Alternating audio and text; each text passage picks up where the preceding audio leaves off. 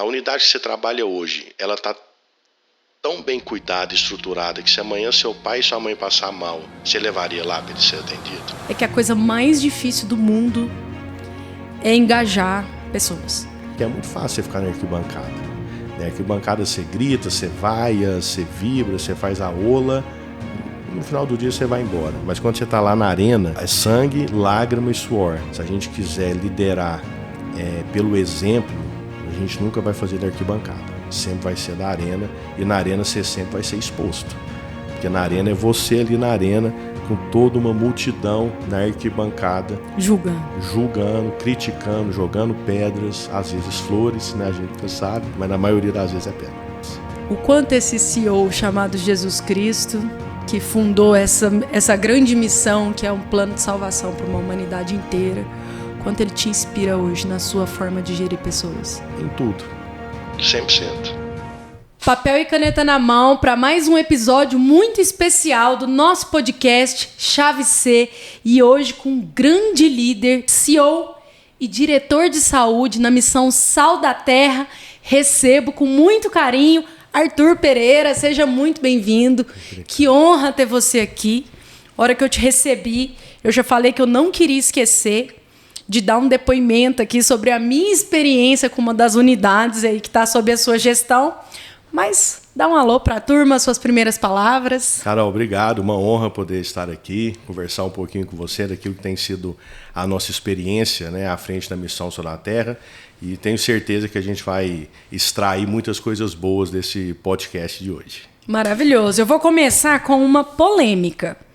Polêmica e tranquila. Serviço público tem que ser serviço fraco, ruim ou sem qualidade?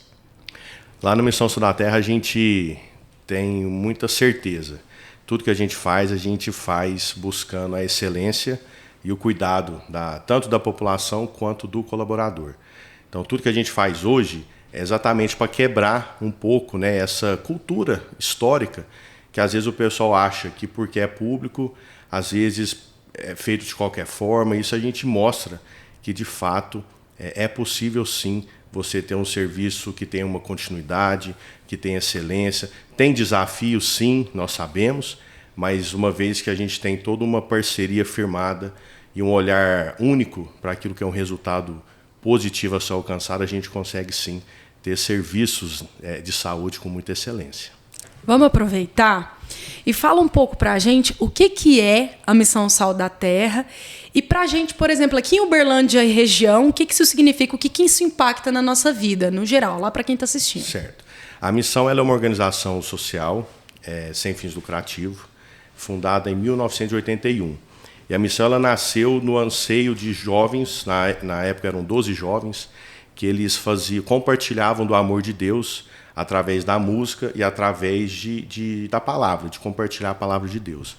E eles entenderam, Carol, que aquilo que era compartilhado com a música, cantado e compartilhado através de estudo, precisava ser materializado de alguma forma. Então, durante muitos anos, eles faziam evangelismo nas praças, e chegou uma hora que eles falaram, a gente precisa de mais, a gente precisa de alcançar de forma materializada, né, esse amor de Jesus na vida das pessoas. E foi quando então a Missão Sal da Terra ela foi fundada, lá em 1981, e desde então a gente vem construindo, né, essa história e mantendo esse legado desses jovens, que alguns já não estão mais conosco, né? A gente fala que eles foram promovidos, já estão lá com Deus, e a gente tem então esse privilégio mesmo de dar essa continuidade. Maravilhoso, gostei disso, escrevi aqui. O que era cantado precisava ser materializado. Exato. Sobre a Missão Sal da Terra. Hoje vocês administram 52 unidades de saúde pública, todas públicas? Exatamente. Hoje a missão ela atua nas três áreas principais da cidade.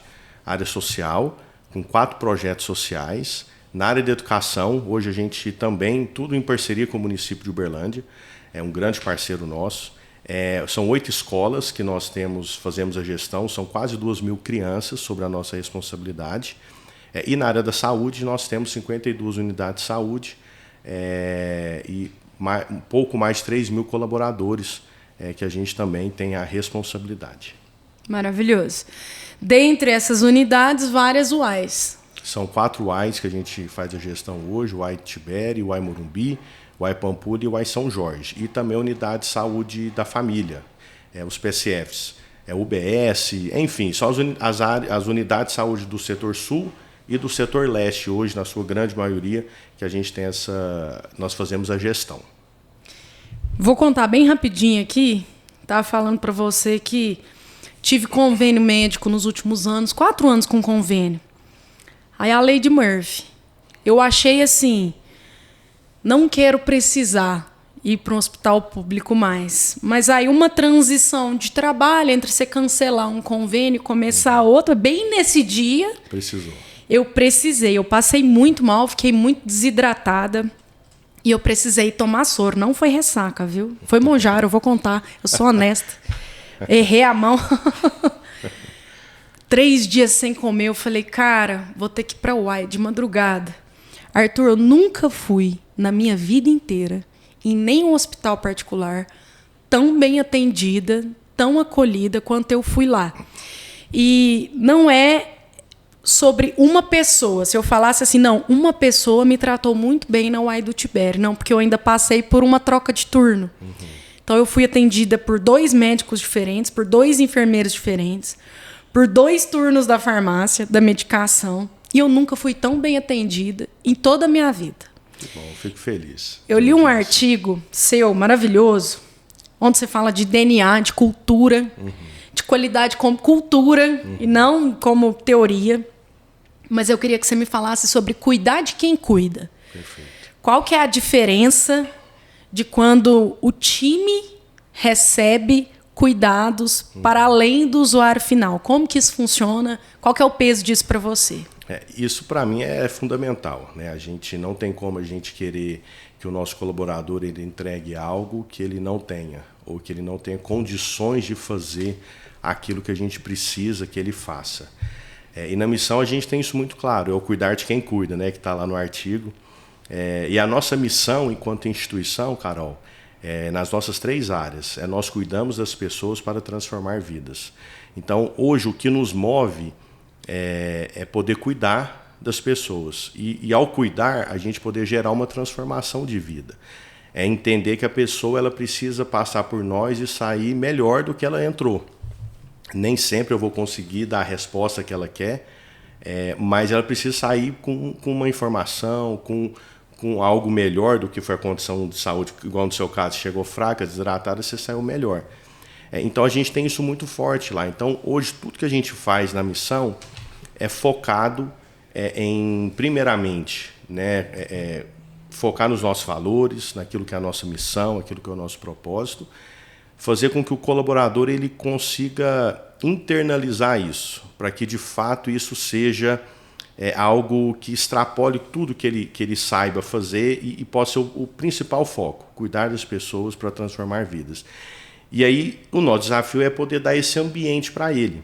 A gente sabe, de novo, que é desafiador, né? Nós temos vários desafios estruturais, de fluxos, enfim, normal, do dia a dia. Mas nós nunca deixamos de ter aquele olhar, de poder ouvir o colaborador, aquela escuta ativa de fato, né? O que a gente pode estar fazendo melhor. A questão da qualidade que você disse, né? Realmente, para mim, particularmente, eu falo isso muito com a nossa liderança, com a nossa diretoria. Eu prefiro 1000 vezes não ter um título na parede, mas ter processos bem estruturados na prática, do que ter um título e na prática não ter nada. Então, a gente sempre foca naquilo que é a coerência. Eu estou falando o que eu estou fazendo, eu estou fazendo o que eu estou falando. Então, isso não tem nada melhor. Então, a gente tem um ambiente desse, onde o colaborador vê todo o esforço, todo o empenho, né, do time em querer fazer com que o ambiente seja um ambiente mais leve, apesar de ser um ambiente de uma incógnita, né? Principalmente numa UAI, a gente nunca sabe o que vai chegar, é uma porta aberta, qualquer hora chega um esfaqueado, chega um infartado. Sim, e é uma demanda negativa, né? Você pergunta, você quer passar um feriado internado? Exato. Não. Ninguém chega assim, dando saltos de felicidade. Exato. Está lá com uma dor, né? E a dor ela é muito pessoal, então uma dor minha pode não ser a sua, né? Tem a intensidade da dor, enfim. Então a gente promove esse ambiente mesmo do cuidado, né, da qualidade ali, da coerência daquilo que são os processos que são instituídos e aquilo que é a prática do dia a dia. Arthur, mas vamos mais fundo nisso, sobre promover essa cultura. Eu tenho a sensação que existe um caminho muito longo da diretoria, da liderança, até a ponta, até quem está ali. Como que é a mágica da liderança para a cultura circular? Para a cultura passar da diretoria, para os gestores, para quem está ali na ponta, porque isso não serve só para o setor da saúde. Essa é a pergunta do milhão, né, Carol? Mas o que a gente faz hoje é garantir que a diretoria ela tem que ser a primeira a acreditar naquilo que está sendo proposto, naquilo que vai ser o projeto, né, ao ser alcançado, os resultados, a meta. E aí a gente começa a desenvolver ações junto à liderança para poder ir cascateando isso. Então nós temos reuniões periódicas com a diretoria e os seus liderados, né, a gente chama de média gerência, com a equipe operacional. E onde tem todo um alinhamento, tem um acompanhamento daquilo que é a expectativa, daquilo que é a meta ao ser alcançado. Hoje nós temos até por contrato, força de contrato com o município, metas que a gente precisa atingir. Então a gente precisa desdobrar tudo isso, né, tudo que são as diretrizes do nosso parceiro, que precisam ser feitas na prática, a gente precisa cascatear isso junto à nossa liderança. Então a gente vai cascateando isso através de reuniões, de conscientização. Eu amei essa palavra, eu tô rindo porque eu amo palavra nova. Cascateando, que é igual aquela do champanhe, né? É a cascata mesmo, né? Vai descendo ali. E o nosso principal objetivo é realmente fazer com que cada líder ele tenha um nível de consciência elevado para entender o porquê que aquilo tem que ser feito. Porque se eu passo simplesmente uma tarefa para um liderado, sem falar o porquê que aquilo precisa ser feito, ele pode até cumprir, mas ele nunca vai saber o porquê que aquilo lá precisou ser feito. Então vai ser só um número frio. Então quando a gente eleva esse nível de consciência, onde a gente deixa muito claro o porquê aquilo tem que ser feito, eu começo a integrar algo muito além de uma meta. E eu começo a transformar o ambiente. E quando eu transformo o ambiente, eu começo, então, a entrar na questão da cultura. A cultura é aquilo que você faz quando ninguém está vendo, né? Então, e aí? Eu não estou lá na unidade todo dia. O líder do nosso colaborador lá da ponta, que você deu exemplo, às vezes ele não está lá naquela rotina todo dia. E não é por isso que ele não vai fazer o que é certo. Então, isso é muito importante. E aí volta lá atrás que eu comentei com você da coerência. Então, eu preciso dar exemplo, enquanto diretoria, daquilo que precisa ser feito. Eu não posso ser simplesmente faça porque tem que ser feito e ponto final. Não, faça porque precisa, por conta disso, daquilo. E as minhas atitudes também têm que fazer aquilo que eu peço para os outros fazerem. Então a responsabilidade maior está na diretoria, em acreditar naquilo que tem que ser feito e aí cascateando isso para os demais setores, para que essa meta, né, esse alvo, ele seja alcançado e vidas sejam cuidadas e transformadas. Eu quero conseguir uma oportunidade de usar a palavra cascateando o mais breve possível. Você, na cascata, hoje você é a primeira tacinha? Hoje eu estou como CEO e diretor de saúde da missão. Isso. Você já falou um pouco, mas eu quero ir mais fundo num termo que eu gostei demais, que é sobre encarnar padrões. Encarnar padrões, sobre o líder que vive. Realmente, eu vou te fazer uma pergunta muito capciosa. Você já viveu a experiência do paciente dentro do sistema de saúde público? Já vivi. Eu já tive uma crise renal uma vez e crise renal pedra nos rins, é uma loucura. Cada segundo que passa parece uma eternidade e aí você acha que você vai morrer ali de tanta dor, né? Ainda mais quando você é homem. Fala que a gente é um pouco mais mole, né? Tá certo. Mas, enfim, já tive essa experiência e realmente, graças a Deus, eu tive uma experiência muito positiva também de um cuidado em todas as etapas. Se a gente for ver, Carol, quando você dá entrada na UAI, de exemplo, né, que você deu o seu exemplo, na recepção é só o começo de uma longa jornada ali e de muitas pessoas envolvidas. Então você tem a recepção que comunica com a classificação de risco, que comunica com o médico, que tem a farmácia que vai preparar o medicamento, que tem que fazer a dupla checagem para saber se aquela medicação está correta, se a dosagem está correta. Aí, se você for internado, você tem toda a equipe de internação. Aí você tem um médico que vai te avaliar para ver se você vai precisar de algum exame fora da unidade ou ser encaminhado para outra unidade de saúde de referência para dar continuidade ao seu tratamento, enfim. Então, é muita coisa acontecendo. E aí, graças a Deus, eu tive também essa experiência positiva. De novo, a gente sabe dos desafios, a gente está lidando com gente, né? Então, assim, o colaborador, às vezes, ele pode estar num dia que não está tão bem. Não justifica, às vezes, um atendimento que deixou a desejar, mas é humano, né? Então, a gente sabe disso, mas a gente tenta lidar exatamente nesses pontos de melhoria onde a gente tenta trazer, né, para que, independente, né, daquilo que são os nossos desafios pessoais, a gente não transmita isso para o paciente, né, para a gente tentar conseguir, logicamente, fazer o melhor atendimento possível ali que a gente consegue. Entendi. Baseado nisso, a Missão Sal da Terra não tem fins lucrativos. Toda a receita da Missão Sal da Terra é angariada de recursos públicos. Hoje, os nossos projetos, eles são projetos que são vinculados a recursos públicos. Então, o município ele tem uma demanda, como a gestão das unidades de saúde, ou a questão das escolas, ou do projeto social. Existe um orçamento previsto para cada projeto, e a gente então é obrigado a seguir esse orçamento, naquilo que é a projeção do orçado, e aquilo então que é o realizado. E como não tem fim... Nesse caso de recurso público, a gente utiliza, o recurso entra, a gente faz toda a prestação de contas. Se eventualmente gastou menos do que entrou, o recurso ele é devolvido para o município, porque não tem fins lucrativos.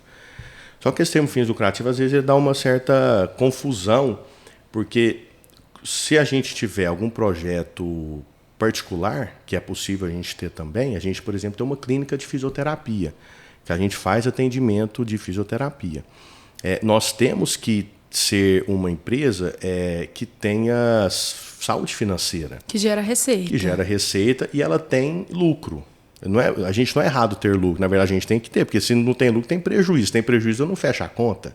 Então, tem que ter lucro. Eu não posso dividir o lucro, né, naquilo que é o conceito do lucro com a divisão de dividendos para a diretoria. Entendi.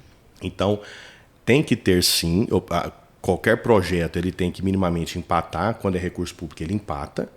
Quando é particular, eu posso ter caixa, posso ter receita positiva, está tudo certo. Mas aquilo que sobra tem que ser reinvestido no projeto. Eu não posso pegar o saldo positivo no final do ano e dividir para a diretoria. Aí isso realmente foge porque é sem fins lucrativos. Entendi, ficou claro. Na sua opinião, Arthur, o que essa gestão, o que essa experiência, faz quanto tempo que você está ali? Eu estou na missão desde 2009. A missão ela está desde 81, né, enquanto parceiro do município de Uberlândia. Na área da saúde desde 2007, que a Missão Sal da Terra está fazendo gestão de unidade de saúde. Entendi.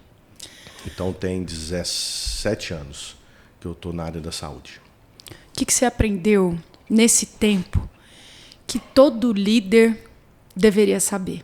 Todo líder deveria ouvir o que você aprendeu de principal nesse tempo. Eu percebo o quanto que você ter clareza daquilo que você quer fazer, o quanto isso é importante. Então, se você não tem objetivos claros, se você não tem ferramentas para te ajudar a chegar onde você quer chegar, qualquer vento que bater vai te levar para algum lugar. E não será melhor que você ver, às vezes você está no lugar errado. Então, a partir do momento que a missão ela começou a trabalhar com muita clareza os objetivos dela, né, uma missão clara, né, dela, qual que é a nossa missão, por que a gente faz o que a gente faz, qual que é a nossa visão, quais são os nossos valores, o que é inegociável para nós, o que para nós a gente não abre mão. Então, quando a gente teve essa clareza, isso aí mudou, virou o jogo. Então, eu posso dizer que objetivos claros, mas antes de ter o objetivo claro, é a clareza do porquê que a gente faz o que a gente faz. E quando a gente começou, Carol, a comunicar isso com a nossa equipe, não só a nossa liderança, mas os nossos mais de 3.000 colaboradores, o jogo também virou. Porque a partir do momento que eles entenderam o porquê que eles estão lá, começa a fazer mais sentido. Então, hoje, por exemplo, a missão no nosso planejamento estratégico, nós temos 3 pilares. Nós temos a experiência do colaborador, a satisfação do cliente e a saúde financeira. E a gente fala que esses pilares, eles sustentam as nossas ações. Então, tudo que a gente faz hoje tem que ter pelo menos um desses pilares enquanto sustentação daquela ação. E quando a gente fala da experiência do colaborador, a gente está falando de jornada. Ou seja, é o colaborador sendo enxergado mesmo desde antes de entrar, para saber qual que é a vaga que ele vai ocupar, qual que é o descritivo daquele cargo, qual que é a carga horária, qual que é o salário, quais são as metas que a gente espera dele, quais são as competências que a gente precisa que aquela pessoa tenha ao ocupar aquele cargo. Então começa muito antes de você abrir uma vaga, você tem que ter tudo isso desenhado. E aí na jornada existem várias outras etapas, treinamento, capacitação, desenvolvimento de liderança. A gente sabe, as pessoas ela não forma líder, né? Alguns é líder nato, mas que também se não é treinado, também não adianta só ser nato, você tem que ser treinado sempre.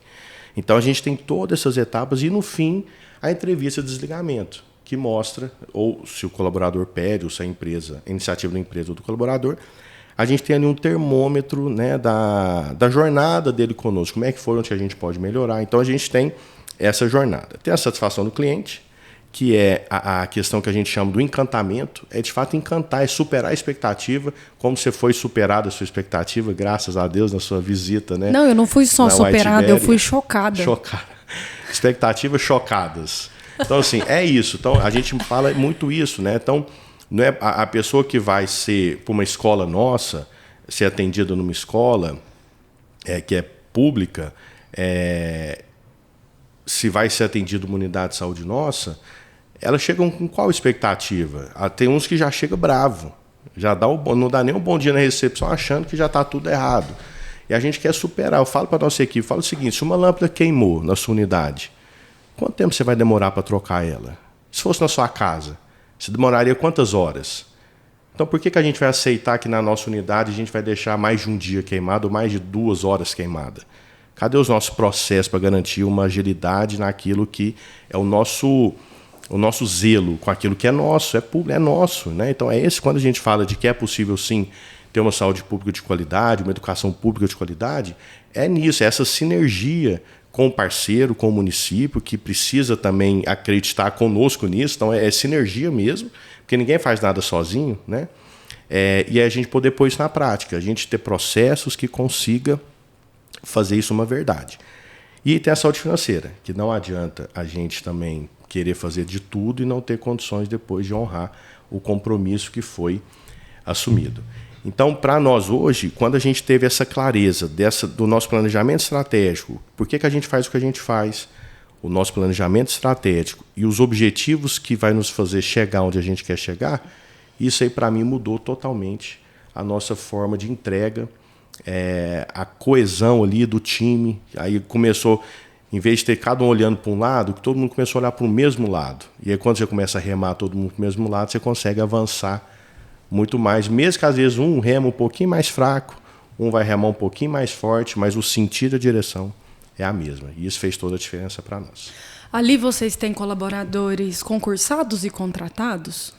Nós temos uma pequena parte concursada, que veio através de cessão do município, mas a gestão tem toda a parte legal, né, do servidor. Entendi. Eu não vou lembrar de cabeça agora, mas é um número bem pequeno. Mas a grande maioria são colaboradores contratados CLT. CLT mesmo. CLT. Aí tem toda a questão de processo seletivo, tudo. E isso é uma dúvida minha.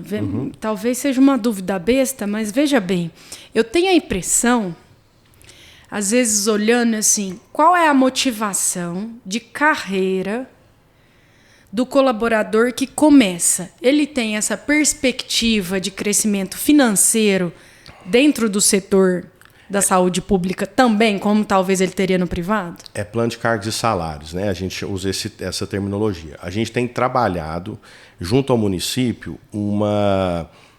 a construção disso. Porque, no nosso caso, como é um contrato de gestão, nós temos algumas limitações que é diferente da questão da carreira privada. Mas que a gente pode ir fazendo algo mais gradativo. Não é igual ao privado, mas é possível. Nós ainda não temos algo montado e estruturado nesse sentido, mas é um desejo nosso, até dentro do nosso planejamento, a gente tem esse alvo aí a gente ter um plano de cargos cargos e salários, se não me engano, essa é a terminologia que usa, onde tem toda essa graduação mesmo, né? Essas etapas aí que o colaborador pode ir conquistando ao longo da carreira dele.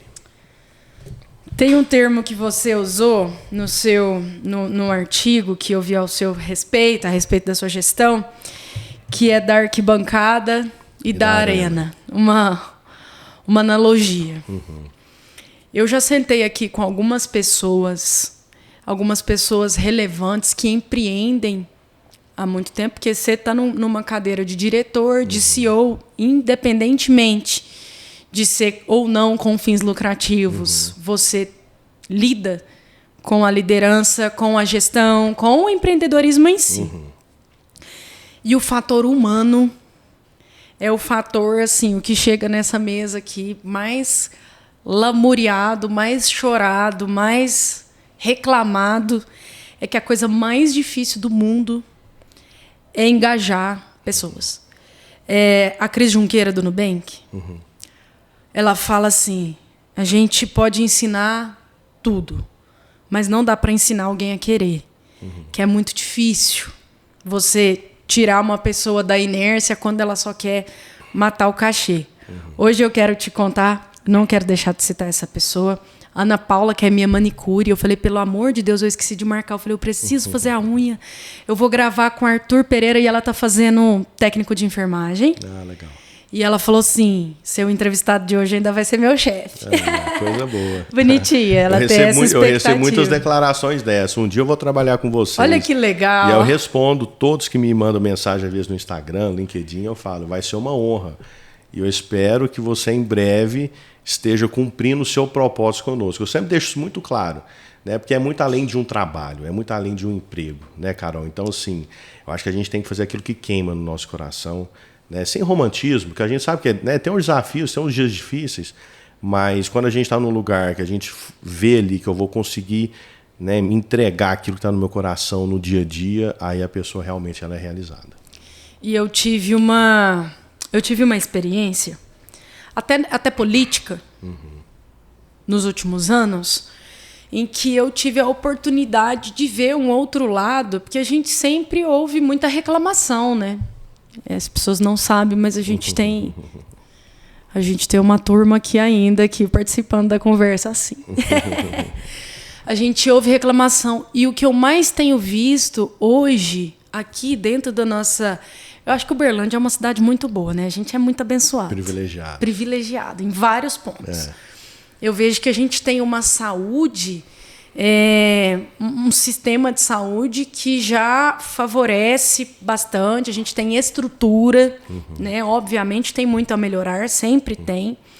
Mas eu tenho uma amiga, Larissa Lali, que é fotógrafa, que fez todo o pré-natal. Na última gestação dela, ela fez tudo que precisava desde o início da gestação, e ela foi relatando isso aos poucos, porque ela sentiu que era assim uma reparação, sabe? Quando a gente, sei lá, a gente sempre fala, Deus me livre, e de repente eu vou, igual eu te contei que eu fui tratada com água de coco, as pessoas iam lá trocar meu medicamento, falando assim, porque eu estava dormindo. E eu falei assim... Apagou a luz, né? Apagou a luz para eu dormir, era de madrugada. E eu falei, eu nunca vivi essa experiência nem pagando caríssimo. Legal. Então, realmente tem alguma coisa diferente acontecendo ali. E, por coincidência, por jesucidência, é numa unidade gerida aí pela Missão Sal da Terra. Eu sei que nem todas as pessoas comungam da mesma fé. A gente está falando de mais de 3 mil colaboradores. E não é um critério de seleção. E como que planta a sementinha do amor assim, lá na ponta, para isso chegar nas pessoas, para realmente tirar o colaborador da arquibancada e levar para a arena? Boa pergunta.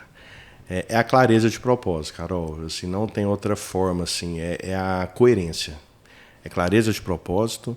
E a coerência de fazer aquilo que a gente acredita que é o certo, sabe? Que é o que precisa ser feito. Então não tem disse-me-disse, não veja bem. Não, o que é certo e tem que ser feito.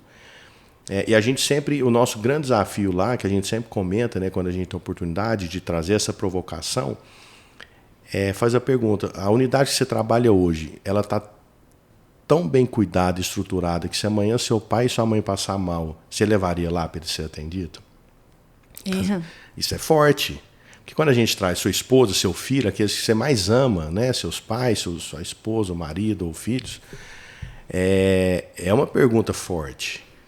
E hoje a gente vê muitos casos, né, assim, pessoas que têm essa convicção: eu levo, com certeza eu levo, porque eu sei que lá tem processos bem estabelecidos, sabe? Tem o controle da medicação, das etapas que vão ser feitas ali, desde a recepção até a alta do paciente, seja por qual motivo for a alta. Então, isso faz toda a diferença. Então, o que faz, né, as pessoas fazerem com amor, com excelência, é um ambiente que promove isso. É um ambiente que não é punitivo, um ambiente que trata erros como oportunidade de melhorias ali para não vamos repetir de novo isso, vamos ajustar aqui onde precisa, vamos conversar, vamos dialogar. De novo, a gente sabe, tem desafios com pessoas, sempre tem, com lideranças, né, perfil ali de líder, mas o nosso foco é esse, é trabalhar, é extrair o máximo do potencial de cada líder para ele poder ser um excelente gestor que lidera pelo exemplo, inspire as pessoas a querer ser igual, a fazer igual, e isso faz toda a diferença. Então, quando a gente fala de arquibancada e arena, porque é muito fácil você ficar na arquibancada. Na arquibancada você grita, você vaia, você vibra, você faz a ola, e no final do dia você vai embora. Mas quando você está lá na arena, né, a arena é sangue, lágrima e suor. Né? Tem uma amiga minha, a Nara, que me acompanhou durante um bom tempo, me ajudando a abrir, a pensar diferente, a olhar diferente. Ela falava isso: Arthur, arena é lugar de lágrimas, sangue e suor. E tem hora que você tem que ir para a arena. Né? E eu ficava sempre com isso na cabeça, né? Da arena. E é isso, então não adianta. Se a gente quiser ter protagonismo, se a gente quiser fazer bem feito, se a gente quiser liderar pelo exemplo, a gente nunca vai fazer da arquibancada. Sempre vai ser da arena, e na arena você sempre vai ser exposto.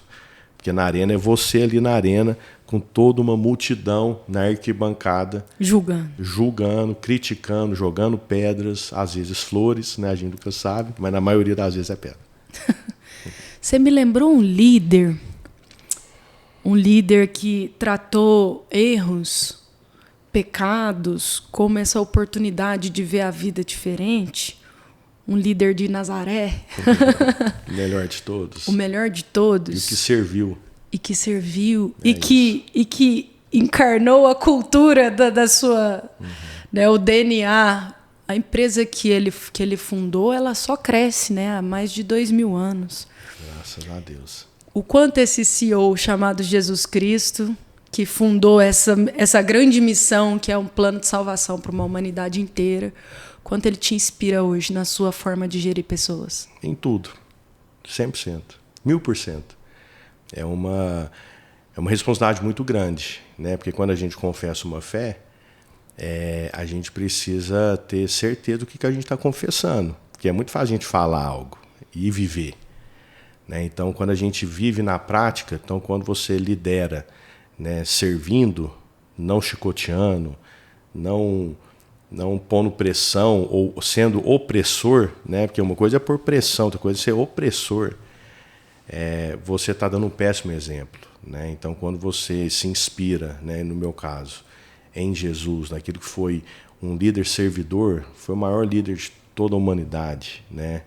E sempre com humildade, mas também em momentos que ele, apesar de ser humilde, ele teve que se posicionar. Então ele não foi omisso em momento algum. Então eu sou inspirado por aquilo que Jesus nos ensinou, e ele me ensina todos os dias, para de fato ter um coração igual ao dele todos os dias. Né? Minha oração todos os dias é para que Deus me dê sabedoria, sensibilidade, para poder e discernimento, para poder entender o que está acontecendo à minha volta, para que as minhas decisões, as minhas ações, elas sejam a mais assertiva possível. Maravilhoso. Eu lembrei do Augusto Cury, que começou a estudar sobre Jesus como um ateu. E estudando sobre Jesus enquanto líder, ele falou, não tem jeito, não. Converteu. É isso aí. Não tem jeito. Esse homem não foi um qualquer. Não. Ele realmente é fora da curva. Me ensina até hoje. Muito. Arthur, dentro da liderança, da gestão, eu gostaria que você falasse qual que é a relevância de uma comunicação clara, o quanto a competência da comunicação te serve, te apoia na sua missão diária de liderar, inspirar, engajar, trazer pessoas todos os dias da arquibancada para a arena. Sim. Carol, comunicação é tudo, né? Não tem como a gente querer alcançar algo ou ajudar pessoas a fazer o que precisa ser feito se a gente não tiver uma comunicação clara. E aí a gente precisa entender se a gente está conseguindo comunicar corretamente, né? Porque às vezes a gente fala o seguinte, e aí muitas vezes eu trago esse exemplo, a gente tem um momento com os colaboradores, uma vez por mês, a gente tem um café de integração, que faz parte da experiência do colaborador. Então, todo mundo que passou do período de experiência, eles participam desse café. E aí eu tenho um momento de 30 a 40 minutos de fala, onde eu resgato tudo aquilo que a missão, por que ela faz o que ela faz, a nossa missão, visão, planejamento estratégico. E aí, no comecinho da minha apresentação, eu apresento a minha família. Né? Eu sou casado com a Laísa, pai do João Marcos, do Miguel e da Alice. E eu trago um exemplo de família para o ambiente de trabalho. E eu dou exemplo quanto que filhos são desafiadores na criação. Porque mesmo você sendo pai e mãe dos mesmos filhos ali, né, os filhos tendo o mesmo pai e a mesma mãe, eles têm comportamento diferente. Então a forma que eu comunico para ensinar ele a fazer algo é diferente com o meu do meio, que é diferente com a minha caçulinha. Eles entendem de forma diferente. E aí eu falo o seguinte, imagina isso no ambiente de trabalho. Então, pessoas totalmente diferentes, de berços diferentes, culturas diferentes. Às vezes o líder fala o seguinte, mas eu já falei 1000 vezes tal determinada coisa e ele continua fazendo errado. Só que às vezes eu estou falando 1000 vezes a mesma coisa. Do mesmo jeito. Do mesmo jeito. E eu não estou conseguindo entender como que ele compreende algo para processar, então aquilo lá virar uma ação. Então, a comunicação, se eu não souber verbalizar ela de maneira que aquela pessoa consiga entender, eu vou falar 1000 vezes e ele vai continuar não entendendo. Então, a comunicação hoje, ela é fundamental para a gente conseguir chegar onde a gente precisa chegar. Só que antes de eu comunicar, eu preciso conhecer meu time. Eu preciso conhecer como que cada um se comporta diante das informações. Tem gente que não consegue ser pego de surpresa. Se eu dou uma informação de última hora, a pessoa trava.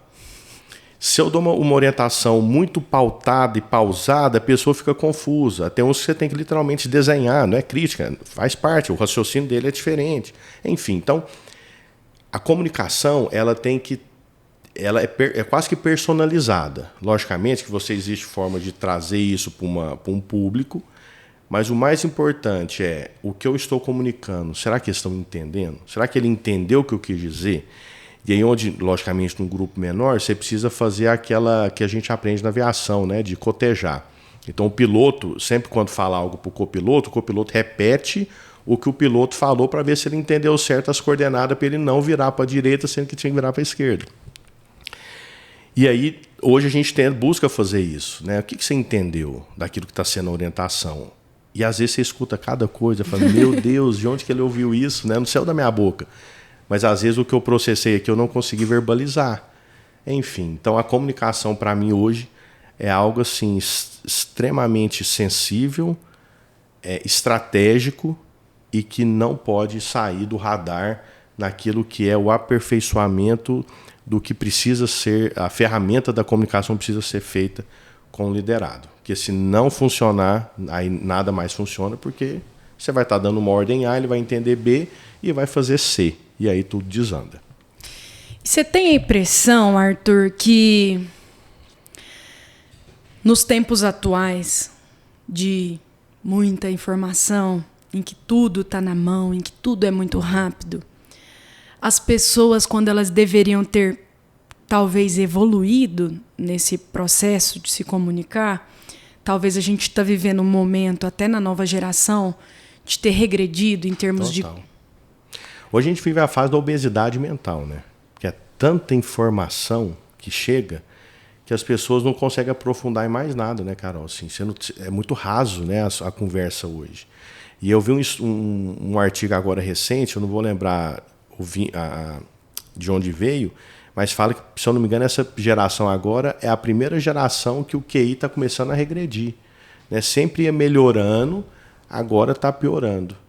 Né? E eu acho que tem tudo a ver com isso. Eu acho que a gente alimenta a nossa cabeça de muita informação, muita sujeira, e acaba não tendo espaço, né, para aquilo que de fato precisa ser feito, aquilo que aquilo que é até mais técnico às vezes, né, para poder executar bem feito, fazer bem feito. E a gente fica muito superficial. Eu tenho percebido isso, sim, com certeza. E eu dentro da minha experiência lá na UAI do Tibério ainda, foi muito engraçado. Eu quero te fazer uma pergunta totalmente fora do script. Certo.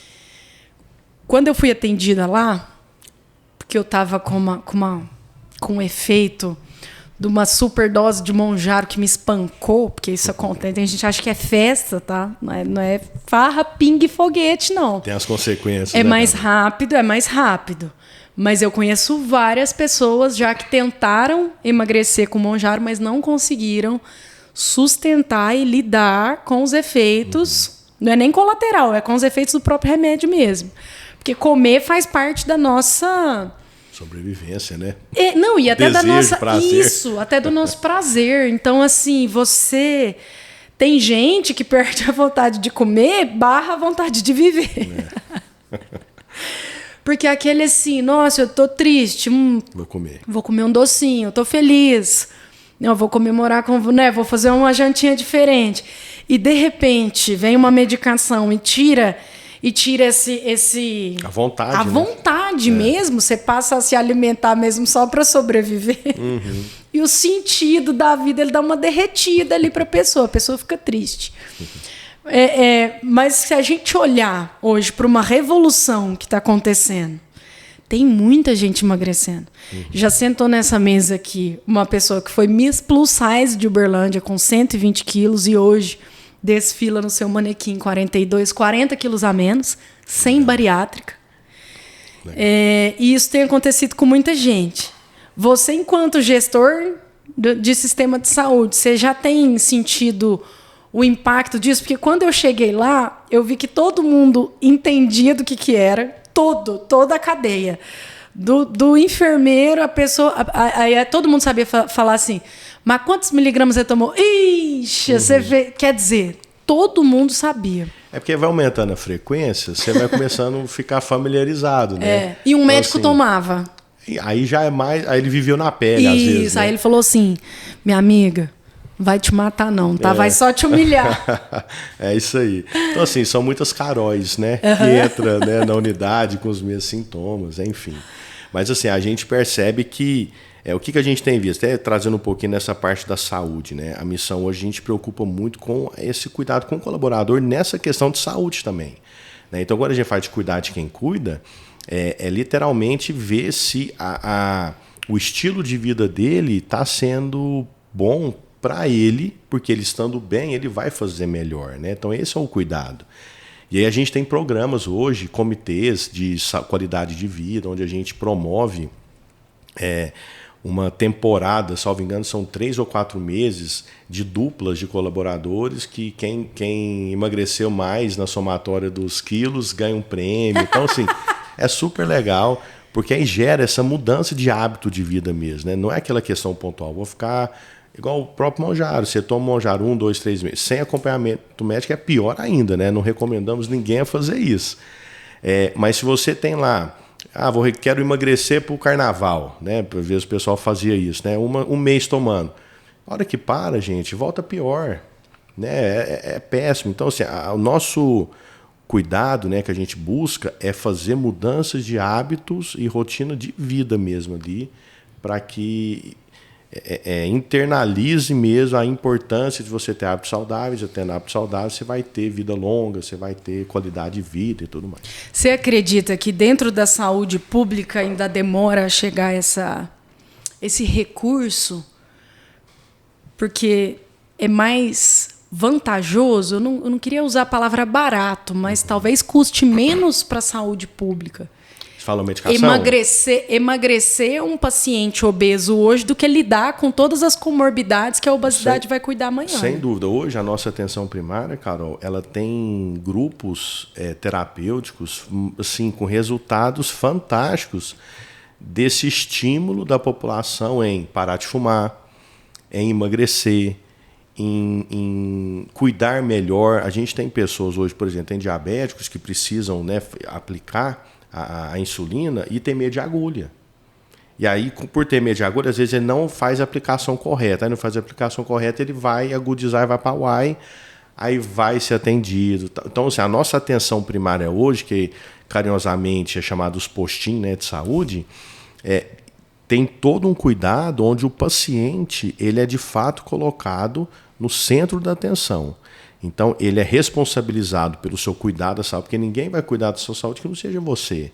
Então, não adianta você ir para a UAI, e aí se você for para a UAI e voltar a fazer tudo que você fez, você vai voltar de novo, né? Então, a gente traz essa consciência de que você tem que cuidar da sua saúde. Você é o maior responsável pela sua saúde.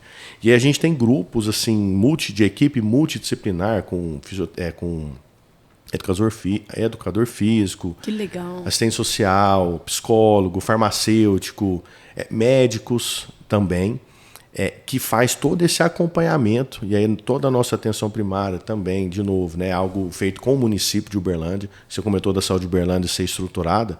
A saúde de Uberlândia é muito bem estruturada, assim, é uma excelente cidade de saúde. Tem os desafios, como você também disse, a gente sabe disso, mas é extremamente organizada em termos de rede, em termos de assistência, em termos de cuidado. E a gente hoje vê resultados fantásticos daquilo que é o trabalho, né, do município, nesse olhar do paciente da atenção primária, onde é muito melhor você evitar que aconteça algo do que ele agravar e ir para a UAI, que com certeza o custo ele é maior. Você acredita que a tirzepatia, do Monjaro, os peptídeos vão chegar para a população? Eu acredito que sim. Eu acho que não deve demorar, porque é uma questão de saúde, literalmente saúde pública, né? Então, assim, logicamente que vai vir com critérios de como utilizar, em que situação, até porque às vezes o governo não vai conseguir fornecer para todo. Então é natural que eles coloquem critérios, igual quando vem vacina, né? Primeiro o grupo de risco, depois os idosos, depois, né, vai pôr nas faixas etárias. Então, eu acredito que quando venha já com alguns critérios, mas que com certeza vai ser extremamente positivo para a população. A longo prazo, eu imagino assim, que é um investimento aqui, mas que a longo prazo vai baratear muito. Já está começando a baratear, né? Eu vi uma matéria esses dias também que já está reduzindo a patente eu acho que é do Ozempic, parece que cai agora, março ou abril vai cair a patente, ou seja, todos os laboratórios que quiserem vão poder produzir. Que aí benção. Com isso aumenta a demanda, né? A oferta. Muito bom. Dentro da missão Sal da Terra, você como gestor, até como propósito de vida, o Arthur. Muito já se conquistou. Você não começou administrando essa quantidade. Não. Quando você chegou não era desse tamanho, você não contava com todo o recurso que se tem hoje. Mas qual é o sonho aí para os próximos anos? O que nós temos enquanto planejamento, quanto sonho, né, vontade? Que a missão ela continue se fortalecendo cada vez mais, a gente possa ampliar aquilo que a gente tem feito hoje, né, vendo como tem sido tão positivo, por que não fazer também em outros projetos, de outras formas. E a gente quer também, Carol, entrar para o mercado privado. A gente tem esse desejo de começar a trabalhar algo, oferecer para o mercado serviços, né, que a missão tem aprendido ao longo de todos esses anos, né, com toda a expertise que a gente tem adquirido, a gente poder também oferecer para o mercado privado alguns serviços de saúde. Não posso entrar em detalhes aqui quais seriam esses. Mas vem aí. Mas está no nosso planejamento, sim. Está no radar. Com certeza. nessa história toda aí desde 2009, teve algum momento que você pensou assim, isso não é pra mim? Chega, basta, eu vou distribuir currículo, cansei disso daqui. Carol, tem dia que bate, você fala assim, como um bom mineiro fala, né? Nu. Mas a hora que você vê assim, o quanto aquilo que Deus te coloca, né, assim, na sua frente e você consegue multiplicar, florescer ali, aí você fala, tem proposta aqui, assim, essa é apaixonante, sabe? Assim, apesar do desafio, às vezes tem dia que você fica um pouco mais desanimado, né? Desafio é maior, mas a hora que você faz uma leitura assim, de tudo que foi, de tudo que ainda pode vir, quantas pessoas impactadas, sabe? Você fala assim, é isso, assim, vale a pena. Hoje são mais de 3 mil colaboradores, se a gente for pensar, se cada colaborador tiver 5 filhos igual eu, a gente está falando de 15 mil pessoas. Então vamos pôr uma média de 3. Então a gente está falando de 9 mil pessoas que hoje dependem, né, daquilo que a missão faz. Então tem 3 mil colaboradores, mas tem os seus familiares. Então vamos pôr quase 10 mil pessoas hoje. A missão hoje é responsável, né, por cuidar e tem que dar certo, porque são pessoas que dependem, né, daquilo que a missão faz hoje. Então isso vai aumentando a nossa responsabilidade e faz com que a gente queira, né, apesar de alguns desafios, a gente querer continuar avançando. Sua missão enquanto Arthur, assim, quando que você enxergou esse propósito e qual é ele? Qual é ele, do Arthur, pessoa? Eu sempre tive assim muito forte, Carol, comigo, de eu poder ser alguém que possa inspirar, sabe? Inspirar pessoas a fazerem o que precisa ser feito. E eu tenho muito forte, um dos meus valores muito forte é a questão da coerência. Então, às vezes eu chego a ser até um pouco muito rígido, porque para mim ou é ou não é, sabe? Assim, não tem um jeitinho aqui ou ali. Então, eu vejo que eu quero que aquilo que eu tenho construído, não sozinho, né, com muitas pessoas me ajudando na missão, possa servir de inspiração mesmo, sabe? Inspiração de mostrar que é possível, que tem pessoas que precisam, que a gente consegue, né, com uma liderança servidora, como foi a de Jesus, né? E uma liderança coerente que, para mim, os fins não justificam os meios. Eu não vou conseguir... Se eu conseguir algo, eu não quero que ninguém fique no meio do caminho para eu ter atingido aquele resultado. Então, assim, eu não quero perder ninguém no meio do caminho para que eu tenha aquele...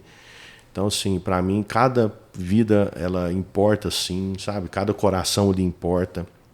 Então, hoje, o meu principal foco é isso, é cuidar, né? Eu me identifico muito com a missão da Missão Sal da Terra, cuidar das pessoas para transformar vidas. E aí, junto a isso, eu somo a questão de servir e de inspirar outros que às vezes estejam desanimados e falam, não, mas olha o que foi feito. Que é possível você pegar uma empresa, uma instituição que começou com 12 jovens que eram apaixonados por Jesus, sonhavam muito e que eles conseguiram, cada um no seu tempo, conseguiu ir construindo. E eu acho que tem tempo para tudo, né, para todas as coisas. Às vezes, se eu tivesse começado lá em 81, não tinha nem nascido, às vezes eu não teria conseguido fazer a missão e chegar onde chegou hoje. Então, acho que Deus coloca cada um no seu devido tempo, com aquilo que está no coração, a sua experiência, o conhecimento, para que continue avançando. Como vai ser daqui para frente, a gente nunca sabe.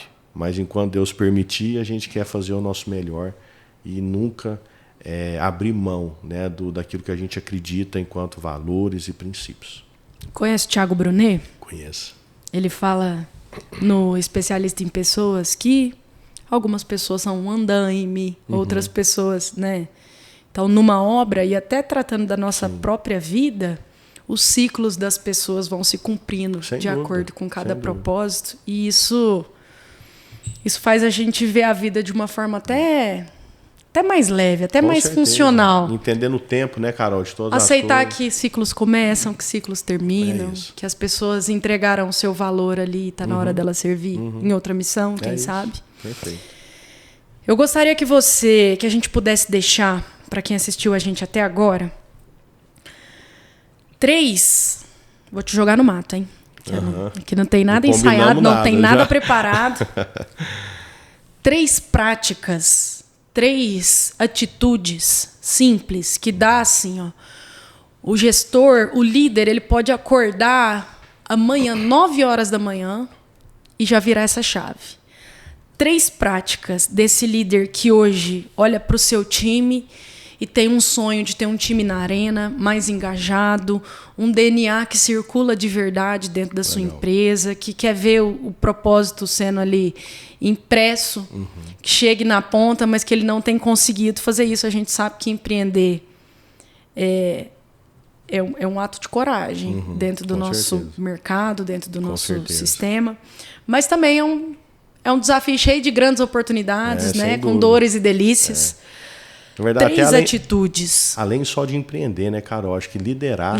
Né? Acho que liderar, você está assumindo risco toda hora, né? Carol, eu acho que dá para falar muitos, acho que até mais de 3, mas assim, e não por ordem de importância, tá? Mas assim, quando você falou, veio na minha mente aqui, clareza de propósito, atitude e coerência. Atitude e coerência. Peraí. Dentro de clareza de propósito, eu tive um professor chamado Luciano Araújo que me ensinou sobre propósito, algo que eu ainda não sabia. Ele falou, propósito não é exatamente uma coisa que você vai elaborar. E ele também não é estático. Talvez você vai descobrir. Exatamente. Eu comecei a minha vida na fotografia e eu tinha... Não é dom, não vou chamar de dom. Mas eu tinha uma inclinação, tanto que eu explodi no meio do plus size. Explodi no meio dos gordinhos. Por quê? Eu sempre tive um olhar para deixar a pessoa na sua melhor, assim... Melhor ângulo. E não dependia de edição, não era sobre Photoshop. Legal. É um olhar. Legal. É um olhar para enxergar o melhor. E depois que eu fiz publicidade... Eu fiquei mais de 10 anos sem estudar, eu tinha só a 8ª série. Depois que eu fui para publicidade e propaganda, eu descobri que não era só na fotografia que dava para traduzir o melhor de tudo. Dava para enxergar o melhor. Legal. E ajudar uma pessoa ali a tirar esse néctar dentro de um negócio, dentro de uma marca. Você sabe que muita gente começou a empreender ou a liderar ali para ganhar o pão de cada dia e ela ainda não chegou nisso daqui? Com certeza. E como que a pessoa faz para descobrir? Carol, então, não tem. É outra pergunta do milhão, né? Essa sua. De forma simples, assim, agora sem trazer teoria, filosofias, assim, algo que é minha, é aquilo que te move, sabe? Assim, aquilo que te conecta com algo. Só que eu acho que é uma construção, porque não é um 2 e já achei meu propósito. Né? Você vai ter que se desafiar. Às vezes você vai ter que ir para a arena, com lágrimas, sangue, suor, para no final você entender o seguinte: o que extraiu aqui de mim que eu consegui alcançar alguém, que eu consegui gerar uma mudança. Eu acho que o propósito, o interessante, no meu ver, é que ele é muito mais de uma conexão do que individual. Então, para eu cumprir o meu propósito, eu não vou cumprir sozinho. Eu preciso ter alguém para que eu possa fazer essa conexão. Então, igual você fez, né? Você enxergou ali na foto um ângulo para extrair o néctar. Você, numa sala de 4 paredes, você não vai cumprir seu propósito. Porque é muito egoísmo ali, entendeu? Então, o propósito é sempre olhar além. E quando você olha além, você fala assim, como é que eu gero essa conexão e como que essa conexão faz algo, extrair o melhor da pessoa, o néctar da pessoa, né? Então, a clareza de propósito é isso. Então, se a pessoa não conseguir, se o líder não conseguir ter essa visão do sabe, o que motiva ele a fazer o que ele faz, extrair o melhor da pessoa e, mais do que tudo, ele ser um inspirador, ele inspirar, porque o que mais tem hoje é líder conceitual, líder teórico, e não vai para frente, sabe? Não vai. O líder é aquele que fala o seguinte: vamos lutar essa batalha que eu já lutei ela antes. Eu não fiquei atrás da mesa e falando, não, vai lá vocês lutarem. Não, eu já lutei, eu sei o cheiro que tem a batalha, eu sei a dor, eu sei o frio que é, ou o calor que é, ou a sujeira que é, e aí nós estamos juntos. e não simplesmente ordens atrás de uma mesa, né? Então acho que isso faz toda a diferença. Arthur Pereira, um projeto que nasceu para materializar aquilo que antes era só cantado, um projeto que nasceu para fazer Jesus e o amor de Jesus conhecido, só podia mesmo resultar em uma gestão de sucesso e com tamanha relevância como tem acontecido. Eu quero, em primeiro lugar, agradecer você. Se você está sentado nessa mesa aqui hoje, é porque eu também tenho alcançado o meu propósito. Porque nem todo mundo pode estar aqui. Muita gente gostaria. Inclusive a Ana Paula, que é minha manicure. Eu falei de você, hein, Ana Paula? Que em breve ela pode estar com a gente, né? Isso, em breve. Então, quando eu posso emprestar a minha voz para extrair o seu néctar nessa mesa e distribuir isso para as pessoas, para que todo mundo se sinta sentado na minha cadeira aqui, aprendendo com você, com papel, com caneta, aprender sobre clareza, sobre atitude, sobre coerência. Eu fui muito edificada, quero agradecer você pela confiança de estar aqui, por nos ceder o seu tempo, a sua sabedoria. Para a gente finalizar, se você puder mandar uma mensagem, eu não vou falar para todo mundo, eu gostaria que você mandasse uma mensagem para os colaboradores da Missão Sal da Terra, e eles hoje representam tantos outros que gostariam de ter um líder como você. Carol, uma honra estar aqui, obrigado, viu, por me receber. Foi um bate-papo incrível, perguntas nenhuma combinada, na verdade eu cheguei sem saber assim, o que eu ia responder. Mas parabéns, viu, pelo profissionalismo, pelo aquilo que você entrega. E com certeza você consegue espremer para nos ajudar, né, a extrair, né, aquilo que Deus tem colocado aqui no nosso coração. Você foi um canal disso, viu? Muito obrigado. Obrigada. E para o nosso colaborador, eu queria dizer que você sabe da sua importância para nós. E para mim, sempre, como eu sempre verbalizo, é uma honra contar com você nessa jornada tão desafiadora, mas ao mesmo tempo tão gratificante, que é a Missão Sal da Terra, que é cuidar de pessoas para transformar vidas. E dizer que a missão só chegou onde chegou e só vai chegar onde ela quer chegar, porque você está conosco e acredita nesse projeto da missão, que eu tenho certeza, como eu sempre falo para vocês, vocês entregarem, né, o melhor de vocês naquilo que Deus tem colocado nas mãos e no coração de vocês para que pessoas sejam alcançadas. Que a gente nunca esqueça o privilégio que a gente tem de poder ser um agente de transformação na vida da população que tanto precisa de um carinho, de um sorriso, de um abraço, e precisa de alguém que possa ouvir e trazer soluções, ajudar a resolver, né, a demanda, seja na saúde, na educação, no social. Então, meu muito obrigado a você que está conosco nessa jornada e que Deus te abençoe sempre. Muito obrigada por ter acompanhado a gente até aqui. Beijo no seu coração e até o próximo Chave C.